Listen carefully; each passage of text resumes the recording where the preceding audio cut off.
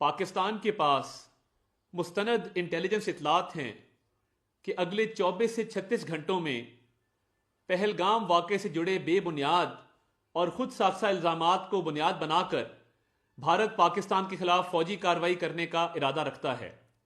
پاکستان بھارت کا خطے میں مدعی، منصف اور جلاد کا خود ساختہ کردار سختی سے مسترد کرتا ہے۔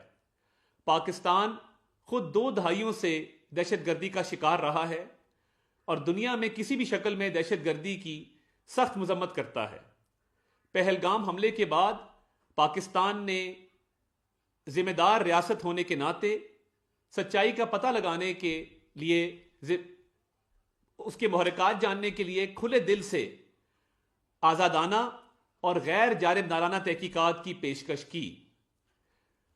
بدقسمتی سے بھارت نے غیر معقولیت اور تصادم کے رستے پر چلنے کا انتخاب کیا، جو کہ خطے اور دنیا میں تباہ کن نتائج کا باعث ہوگا۔